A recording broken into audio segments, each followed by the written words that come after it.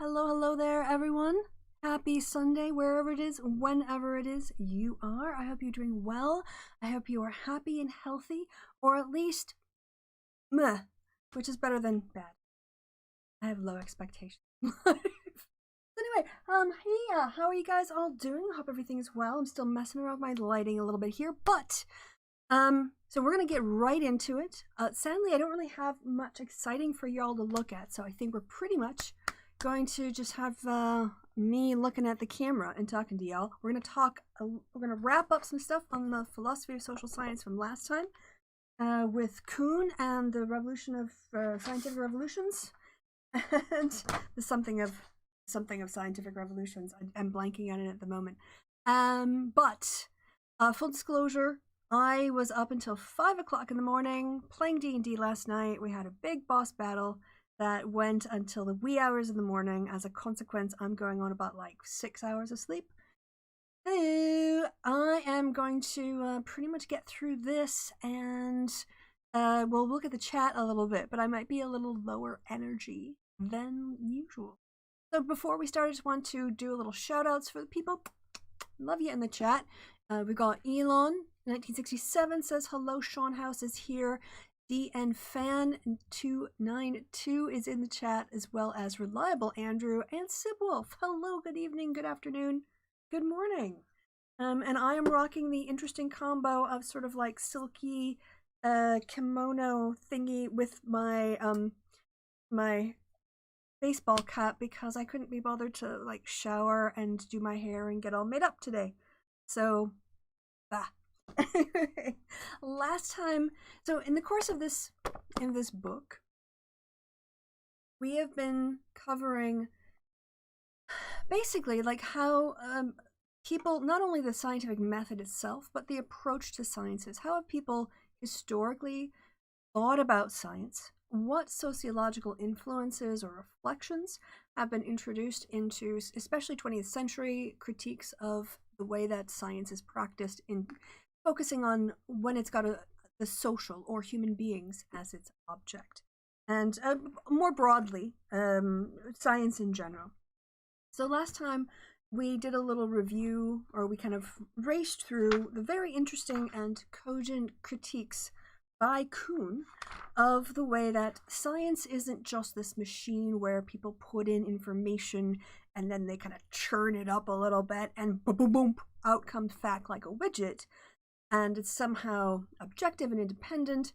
That there's a lot of humanity in the way that we do science. The way that humans do science has a lot of the characteristics of humans, unsurprisingly.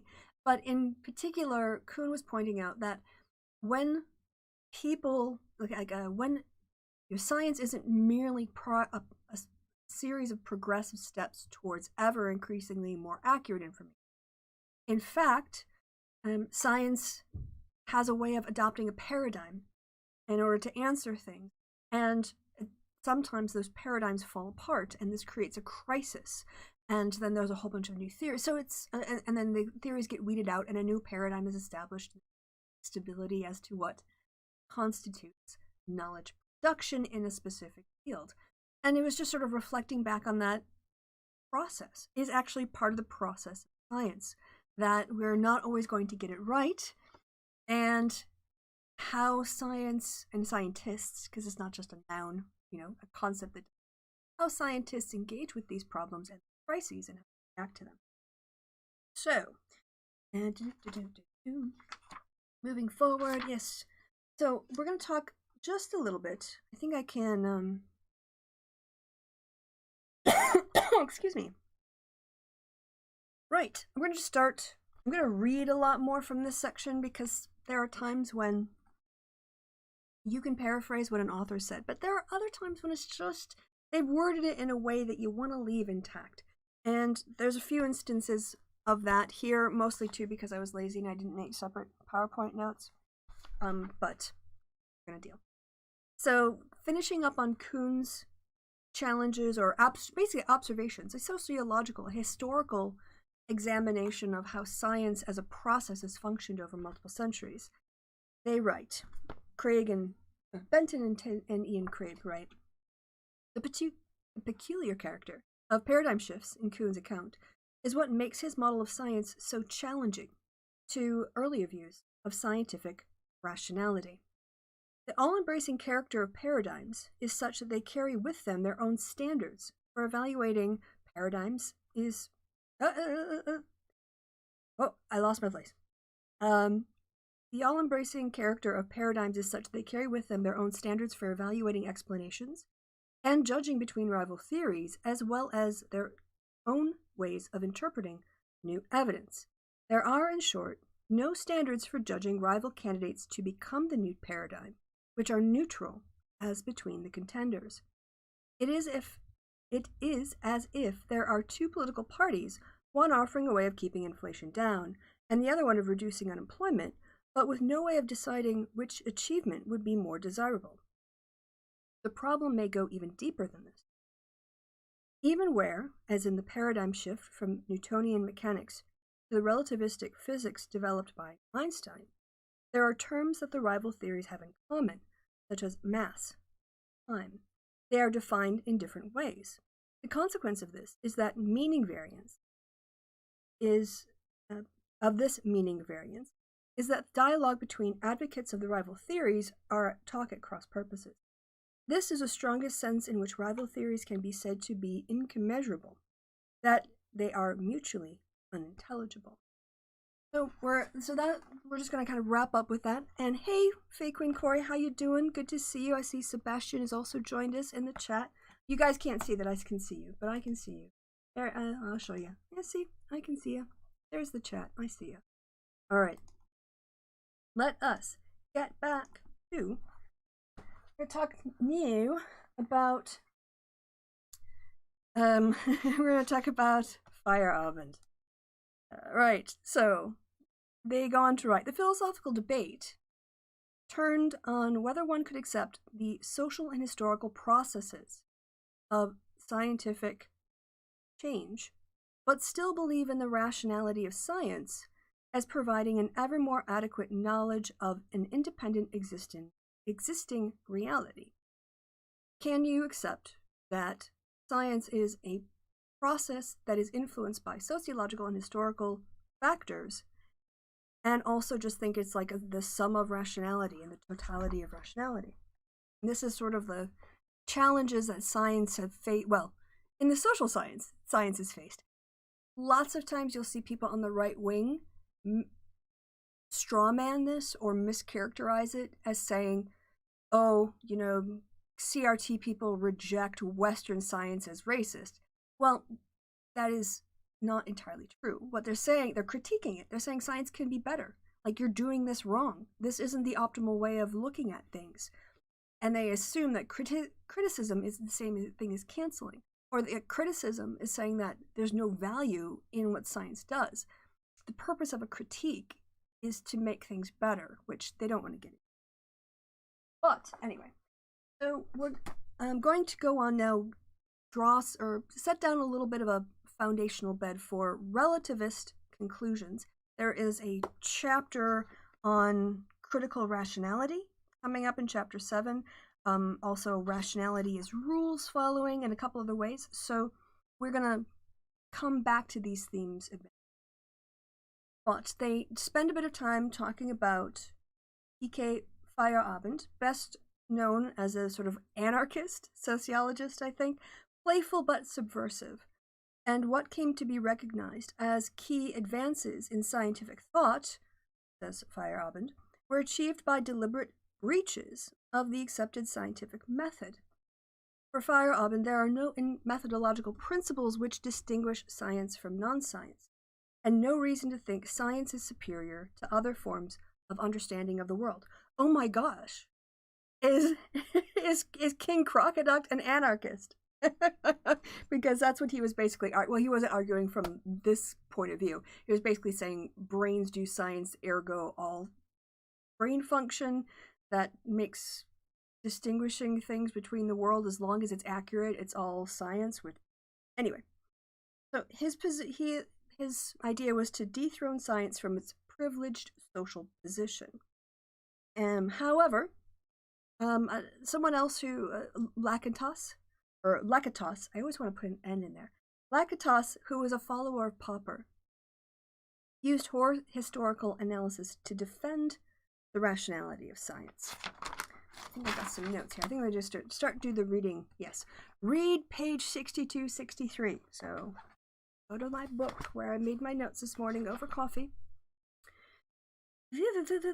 Yes. So just to summarize a little bit, Feyerabend took his philosophical views from his interpretation of episodes in the history of science, and argued that what came to be recognized as key advances were actually made by deliberately or breaking the rules of accepted scientific method. Now, the problem here is that these authors don't give examples, so I can't give you examples of what Feyerabend had in mind.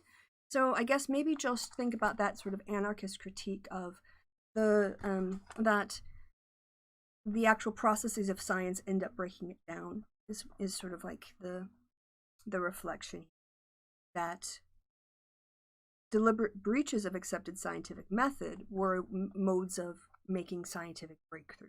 Again, without an example and without going deeper into Feyerabend, I can't speak precisely, so I'm just going to skip over that. We're going to go to Lakatos. So Lakatos's work said that it was considerable ingenuity had been devoted by philosophers of science to the task of offering historically and sociologically sensitive defenses of the rationality of science. And so far as the sociology of scientific knowledge was concerned, Kuhn's work was seen as liberating the discipline from the requirement to treat the content of natural scientific beliefs as a special case, as somehow outside the scope of sociological explanations, because determined exclusively by evidence and logic. I think they're missing a word. But this is kind of the point. There are people who kind of see science as this thing that is outside of people who create it. And this is where you get the critique of the white, male, European-centric notion of science, where they have a specific idea of, oh, if we just use rationality and we strip it of all of these things like emotion and other elements of it, and we just focus on rationality, somehow our method of doing things is almost outside of the sociological processes and outside of criticism. And this whole body of work is really about seeing and questioning this idea. In what way does the scientific process and method develop special information? And does it deserve that status, or are there other modes, other ways of knowing that are contribute in a way that scientific outlook in that way might be diminished?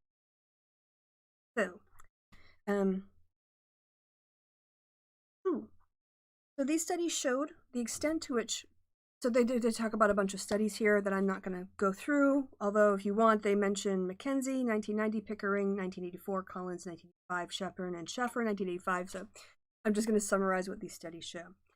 So this new approach to the sociology of science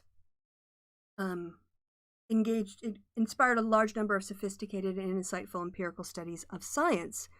And these studies showed that the extent to which social processes of negotiation and consensus forming or formation were involved in the construction and authorization of scientific knowledge claims. Science is a social construct. People decide what is valid science, and that's what gives it its meaning and weight. Despite some disclaimers, the tendency was to give the impression that sociological explanations could account wholly for the content of science. So, scientific knowledge claims about nature were presented as constructs of the social processes whose outcomes they were.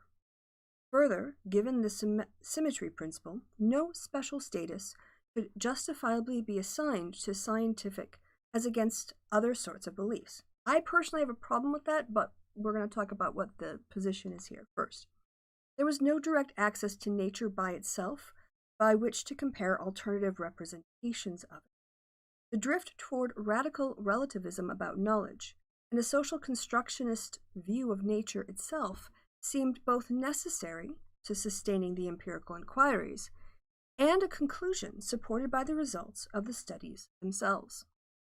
This led to sharp division both within the sociology of science and between its more relativistic wings and philosophers and natural scientists who were determined to defend the objectivity and the rationality of scientific work. So then they list some examples of where people like had academic beef. Ooh, academic beef over this stuff. And that's really kind of where that section's going to leave off, is that science itself becomes an object of study, is a human product. And I think that there's not a simple answer to this question. You can kind of maybe fall, reasonable people in this situation can disagree.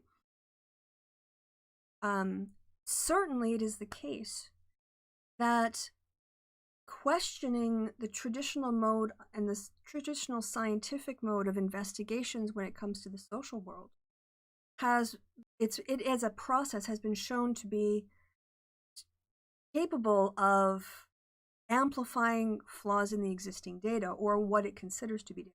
And let me expand on this point before we get to the feminism part. Right.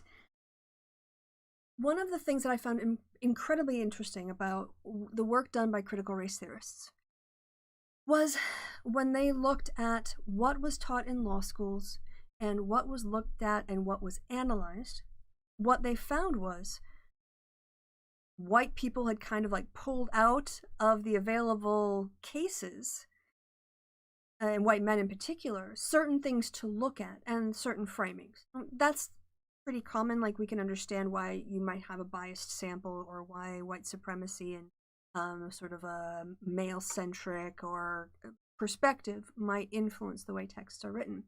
But there was a question too about the fact that we were studying these they were studying these particular documents from these particular white men and their perspective because they had them. They had the data for that. But what was missing was, for instance, a lot of the cases where Native Americans tried to sue the court, federal courts for violations of various things, there was no documentation on the losing side. It was only the dominant culture, the winners of history, whose data was being examined.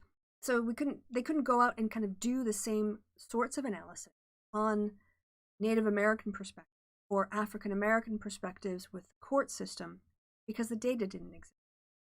And further, the kind of data that they collected was initially, or at least put a lot of emphasis on, people's experiences, their recollections of what happened, their side of things, their perspective. From a quant's point of view, that is considered like unreliable. But why? If it's empirical and it's accurate, and in some ways it's more detailed, it's more work to code it down, but as opposed to the researcher being the authority giving people, here's your 5 options of strongly agree to strongly disagree, put yourself in a category to make my life easier so I can code you as a 1 or a 2 or a 3 or 4 or 5. That's all you are to me, is like these numbers. Qualitative researchers were looking at like listening to people and hearing their perspectives and being open to the fact that those random people are not just experimental guinea pigs that you sort of poke with a stick of a survey instrument to see how they react, but they have an entire perspective and a worldview that you're not allowing into your data set anywhere. And the only way you can get that perspective and insight is qualitatively. So, yes, perhaps penicillin would count. I don't know what that means. It's so nice you can go back in the live stream on YouTube to catch up. Yes, that's true. I do. Yeah. I mean, I don't worry about making money. I pretty much, like, I appreciate all my supporters. I just don't like. Yeah. And so I don't have to go to Twitch to chase the dollars. You know, chase big money. But all right. So what we've seen is over time, things that people. I mean, there was an understandable effort to make information and knowledge more certain, which is good. We need that. But at the same time, we can't really. There's a danger of reifying, making the scientific method something outside of human constructs that we can't criticize, that we can't improve, that we can't engage in, and that's certainly not. Hello, Ramona. Wie geht es bei dir? All right, so this this thing on gender and science. We're going to talk about the feminist vision now. So 20 minutes in before we get to the headline, we're all wrapped up. It's not as long as it's fine. It's pretty much the beginnings of an overview. It's just giving you a taster of the worldview. And yeah, I'm going to go skateboarding later. This is I didn't have a chance to wash my hair hat. But later on in chapter something or other, we've got an entire, I think, chapter devoted to feminist critique, or more sections. So we're going to get a little bit deeper now. But yeah, feminism, knowledge, and society. So here's again a situation where, I'm sorry, I'm just going to have to read it out to you because I am criminally underviewed. Oh, thank you, Andrew. I'm just going to have to read it out to you because I don't have time. I didn't have time to paraphrase it. Again, sometimes you just better. And I don't think I'm violating any fair use when I'm just dipping out of a couple paragraphs over the course. This is the future feminist one, yes. So, gender and science, the feminist vision. Once science had been shown by the radical science movement and by sociologists of science to be a thoroughly social process, the way was open to an exploration of a variety of different aspects of this sociality.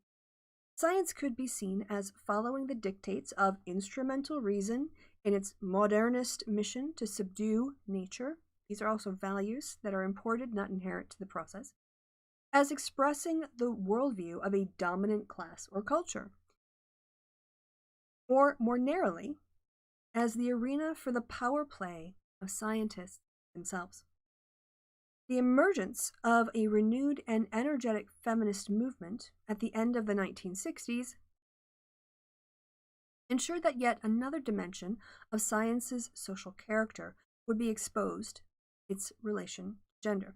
I mean, I don't want to dismiss all of second wave feminism as white feminism, but there's a lot of white feminism going on in the 1970s. It tended to be very bourgeois focused concerns, and there wasn't a lot of intersectionality.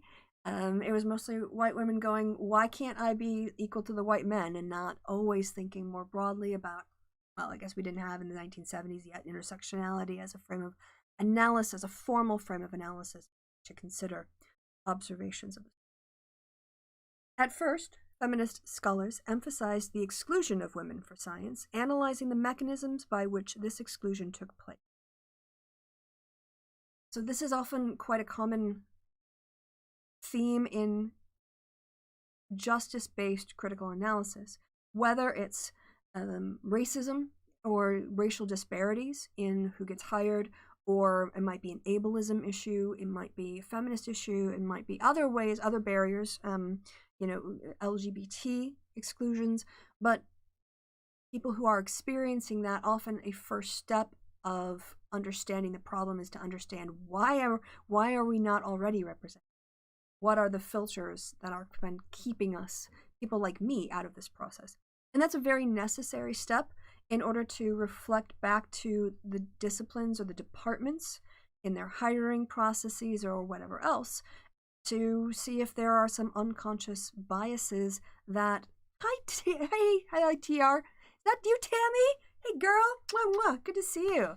That reflective an investigation to see how it is that other people have been filtered out of these spaces, or the ways in which norms of these spaces have produced a situation where people within those spaces, let's just call them white men. We just call them the white men. I'll say white men, because that was like, look around who's in science. Not an inaccurate description for the 1970s, but in what ways were men constructing the practice of science that filtered women out? And again, but all right, they held not that women were absent from science, but that their presence was predominantly confined to ancillary and supporting roles, providing the practical support for research almost always defined by men. In other words, these so-called impartial, rational,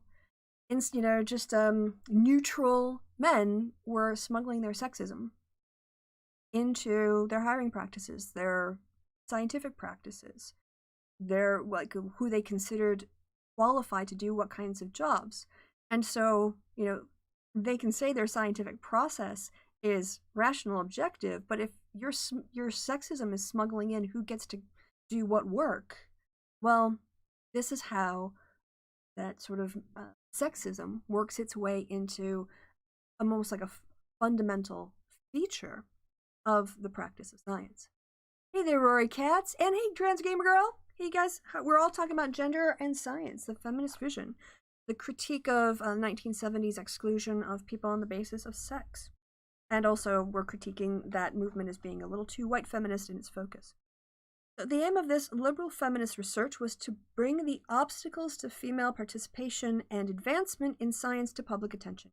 You can't fix a problem till you can name it and the processes. That science itself would benefit from greater female participation followed from the obvious fact that a huge reservoir of talent was simply not being tapped. But this assumed that women had the inherent capacity for science, and at the same time did not pose the possibility that women in science might make a qualitative difference to the way science was done. So let's unpack this a little bit. There's a way you can think about bringing people into different spaces. And I think that this is a good moment to reflect on, from an American perspective, the way in which I think a lot of white people think about inclusion, which is you get, let's say, a white male-dominated industry like in science. Hey, PZ! In biology, women are taking over the profession. Yeah, our professoriate? Yeah, we're talking about the 1970s here. And there have been, pointing out these problems, have created paths for people to advance in science increasingly. So first you have to name the problem, right? Right, so, if you say, okay, we have a cis white male dominated space, we're going to let women in, but we're not going to make an effort to reflect on the space we're bringing them into. That if they want to come into our space, they have to conform or fit in or find a way to navigate it, as opposed to thinking, maybe our very small circle of very alike-looking people isn't broad enough to be inclusive of it. And I want to make some parallels to that with what I think some, not all white people, some white Americans think inclusion is. They think that in order for someone to be an American and fit in, whether that's an African American or an immigrant, is to basically mimic whiteness and white values and white aesthetics and white norms, as opposed to saying we need to make space in our town council meetings, our state legislature, for the variety of cultures that exist in America. Not assume because the white culture or the more like the male-dominated norms started this institution, that somehow they have precedent and everyone has to conform to our structures. So there are kind of two ways you can think about these sorts of critiques. All right, so going on.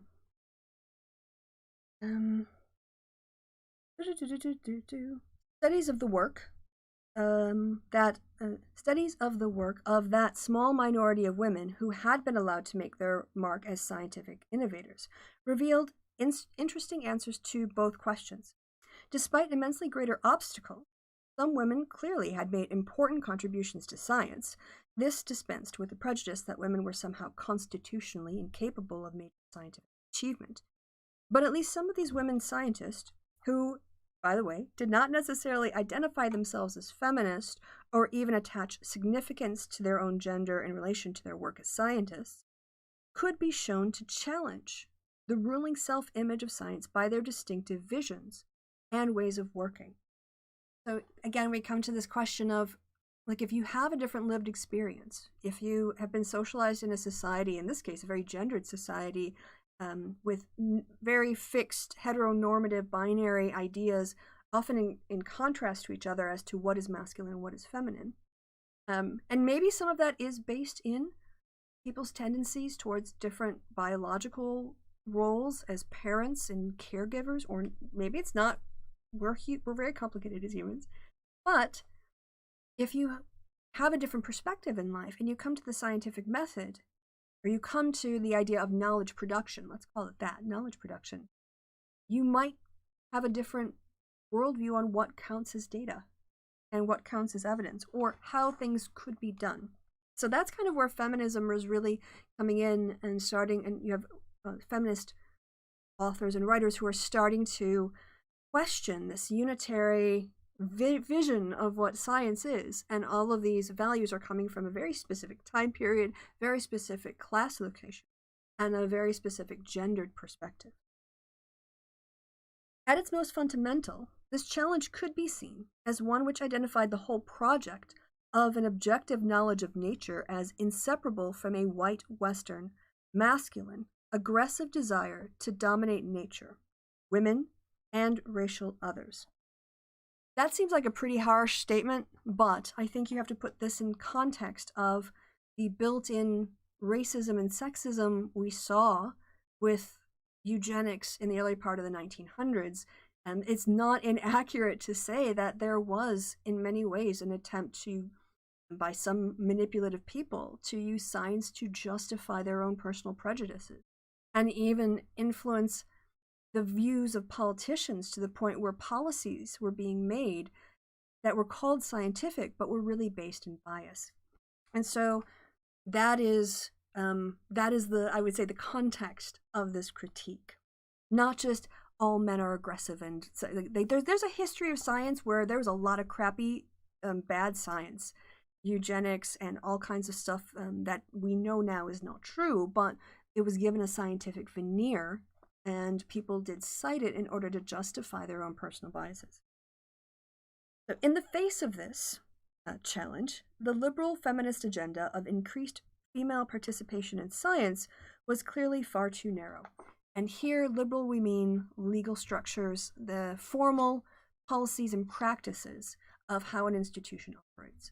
So just as with critical race theory, asking the question, well, hey, look, if liberalism is the solution to racial inequality, and we achieved liberal equality, in 1964, why do we still have racism? That we can't use liberalism to explain. We've already figured that part out. The same process is happening here. You can say, okay, we don't have formal policies in the university now that exclude women from being hired or being selected as candidates for PhDs or whatever else. But there is a whole system of informal norms or practices or assumptions that are operating under the surface, and people can rationalize them so that they appear legal. And so you can't just use liberalism. It's just incomplete as a lens. Just like CRT, if you only ever used CRT, it would be incomplete as a lens. And liberalism is incomplete as a lens. That's why we need a multifaceted approach to understand the social world. So in the face, we did this, but what were the alternatives? Here, feminists remained divided. And we will consider some of the subsequent debates in Chapter 9. But for the moment, we focus on an influential line of feminist analysis of the natural sciences, which explores the relation between the prevailing ideology and the practice of science on the one hand, gender and sexuality on the other. This approach does not abandon science altogether, but poses instead the possibility of a different practice of science on the basis of changed gender relationships, and identifies current trends in science which point in that direction. So they talk about the influential work by pioneering ecofeminist Carolyn Merchant and Brian Isla, who established connections between witch hunting and male challenges to previously female roles in medicine, midwifery, especially on the one hand, and the shift away from an organic, holistic, and feminine vision of the world, the impersonal, mechanical philosophy of nature proposed by the new science of the 17th century on the other. All right, so there's a lot here to unpack. Let's think about this a little bit. First of all, this idea that there is a historical pattern and evidence.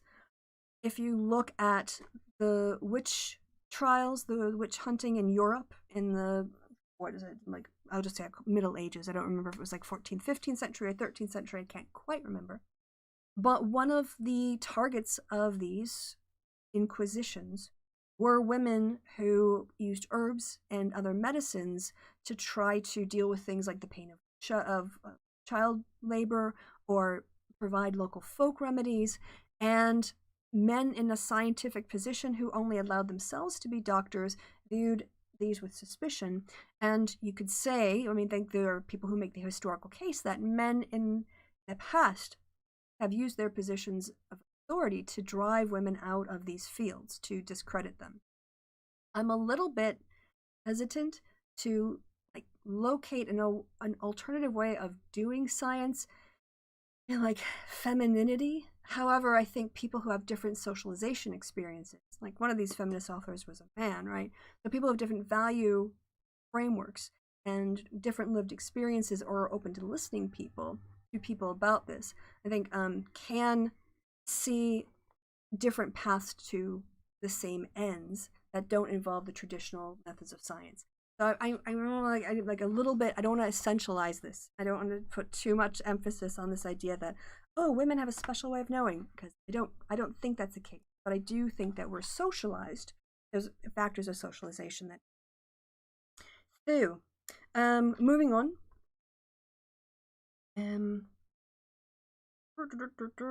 Both philosophies. No, we're just going to skip down here. So then he brings up Keller, Evelyn Fox Keller, who shifts the emphasis of what we just talked about.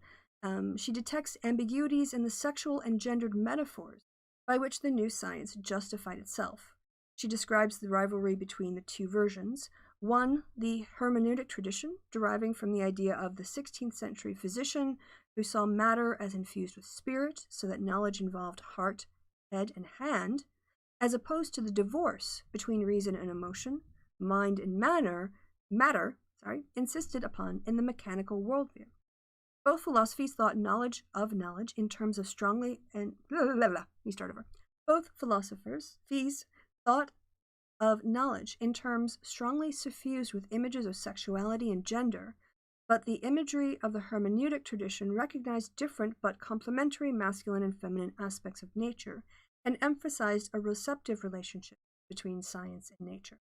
By contrast, the mechanical philosophy emphasized its masculine pursuit of truth and renunciation of the emotions. Quote, "Where the will or passion hath the casting voice, the case of truth is desperate. The woman in us still prosecutes a deceit like that begun in the garden, and our understandings are wedded to an Eve, as fatal as the mother of our misery." And this was from some old sexist dude from. So this idea that, yes, one of the values that is linked to our notion of Western science is the control of nature, compartmentalization of humans over here and trying to get control over there. And it's not necessarily adversarial, but is certainly considered separate and something that can be controlled. And is that value really necessary for the production of knowledge? All right, Keller's argument is that wider cultural and social changes in gender relations contributed to the formation of this new masculine ideology and practice of science, and also that the growing authority of science, as associated with masculine virtues, contributed to a consolidation of a new gender division in wider society. The link between femininity, emotion, and subjectivity was opposed to masculine objectivity and rationality, as the separation of spheres came to characterize the division of labor between men and middle-class women in early industrial capitalism. They leave out white because they're British, but we should add it in here, white people. Okay, because it's historically accurate. And we leave it out by not mentioning that, they say, oh, they're just people. No, it's only white people. This is a conversation that white people just, made for themselves. So, yep, I'm still going. Keller, like other contributors to the discussion of gender and knowledge, draws on the object relations school of psychoanalysis, and in particular on the feminist development of it associated with the works of Nancy Chodorow, who I vaguely quoted. I tend to actually refer more to Carol Gilligan in this, but Nancy Chodorow does have a link back with psychoanalysis to these analysis to this approach. So this approach emphasizes the problem encountered by the developing infant in forming a stable sense of self-identity. These problems are different for boys and girls. They don't mention it here, but because of society. And they may lead, especially in the case of boys, to the formation of defensive personalities, which can maintain their autonomy only through a sharp boundary between self and other, and by aggressive, dominating relationships with threatening others. The association of objectivity, autonomy, and masculinity with the domination of nature as other in the prevailing ideology and practices of science can be understood in terms of these underlying psychological. So boys in a stereotype are, well, it's a whole be a man, right? Be in control of your emotions, be physically strong, and be sexually, like, potent, or have, successful. And to cry, to show emotions other than anger, is considered weakness. And when you put that into, a society, and then you have a science created with people who only come from this group, those values get smuggled in. And then those values become valued as part of the process of science when it's really not. Okay. The associations, I did that one already. This division of mothering and fathering roles, right? Yes. The cultural definitions of masculinity and femininity and the gendered character of science are thus a mutually sustaining system. However, for Keller, this does not apply a feminist rejection of science as such. On the contrary, she holds out that a radical vision of a quite different practice of science linked to gender relationships is what she's holding out for. Quote, the aim of these essays, is the reclamation from within science of science as a human as instead of a masculine project, and the renunciation of the division of emotional and intellectual labor that maintains science as a male preserve. Women are just too. Right? Continuing. But as the phrase from within science implies, this is not some utopian vision imposed from without. Keller reworks the object relations approach to develop a vision of a personality structure in which objectivity, power, and love might be connected in ways denied by current formations of both masculinity and femininity. In this alternative, self-identity becomes sufficiently secure to soften the boundaries between self and other, and to recognize interdependence and relatedness. For such a personality, other humans and non-human beings in the outside world can be acknowledged in their independence and integrity, without the need to dominate or destroy. These emotional dynamics make possible a cognitive relationship to the world of objects, which does not frame them in the perspective of our own desires and purposes. In this sense, what she calls dynamic autonomy is the basis for a dynamic objectivity, an objectivity which respects and loves its object. Keller draws on Ernest Schattler's conception of world openness in characterizing this notion of objectivity. It's not so much like throwing out science and the baby in the bathwater, so much as being self-reflective. Why are you importing these values of distance, of control, of domination? And what happens if you challenge those? What happens if you change those? Some people find it threatening, some people find it fascinating. I am obviously in the second. Keller's optimism about the possibility of a different science is grounded in her perception that the victory of the mechanical philosophy was never complete. The practice of science has always been pluralistic, with rival and subversive visions persisting despite their marginalization by the dominant approaches. And I'm going to kind of just jump down here, and we're almost done. The themes of respect and love for nature, and the recognition of that integrity, complexity, and particularity of the objects of scientific knowledge are widely shared among feminist commentaries on science.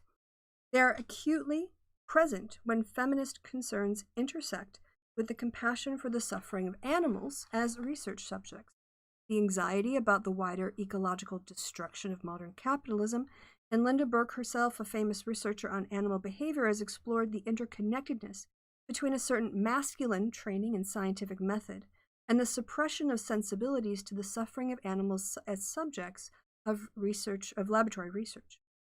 But she goes further than this in analyzing the complexities in the intersecting dualisms of nature culture, feminine masculine, and human animal.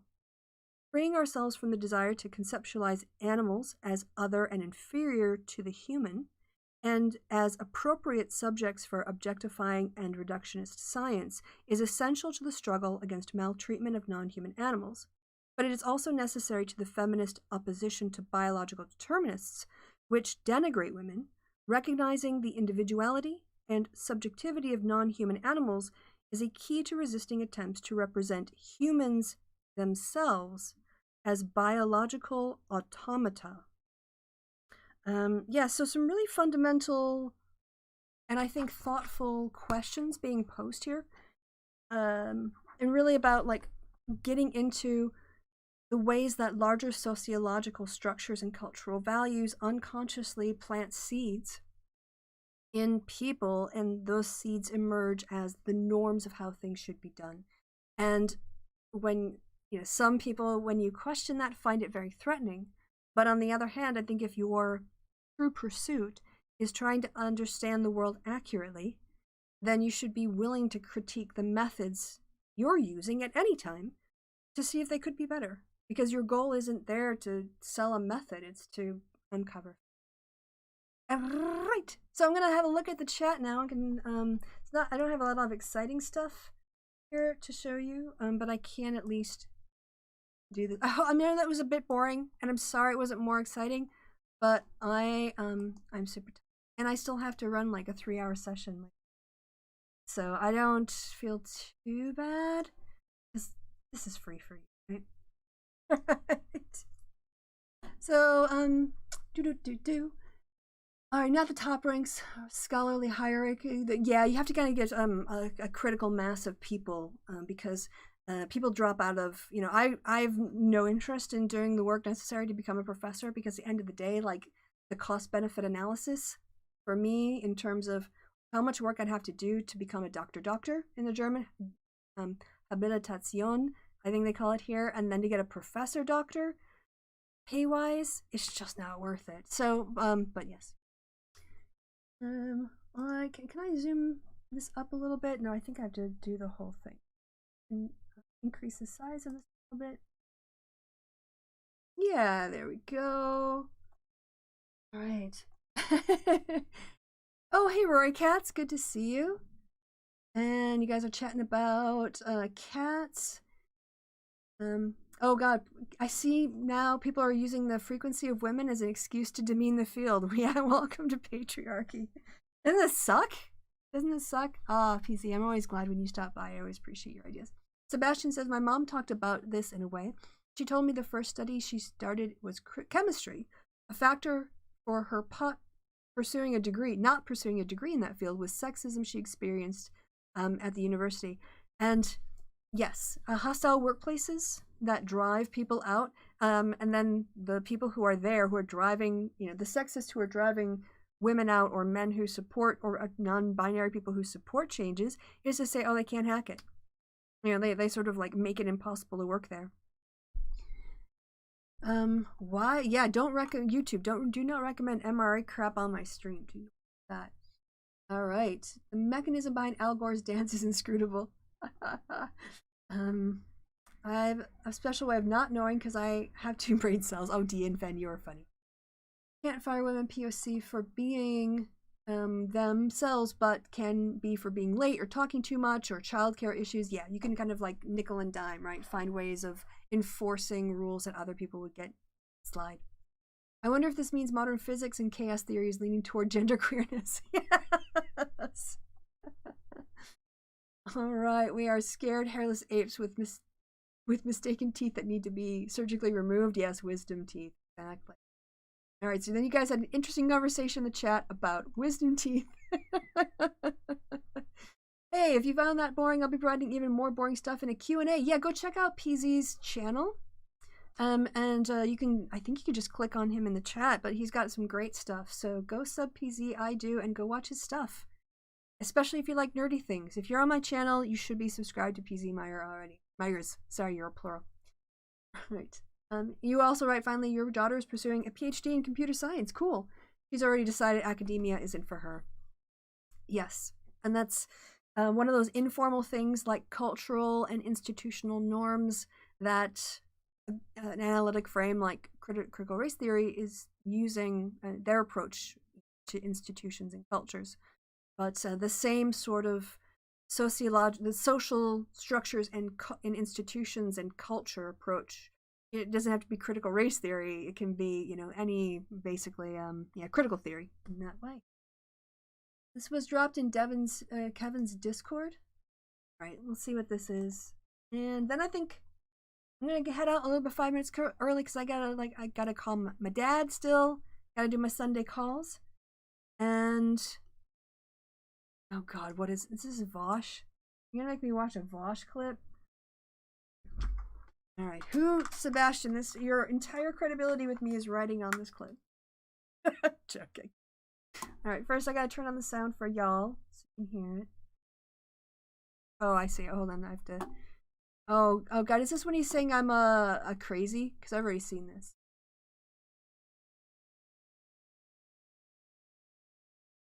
You know, it's interesting that Kevin is actually meaner, but Vosh attacks me. Sexism at work. I'm going to use my privilege to ensure this BS narrative doesn't last. They just get really reflexively angry at this stuff, you know? Like, they just get... Oh, well, that's nice. They just get, oh no, it's Kristi Winners. Okay, well, I guess every once in a while, even she can get W's.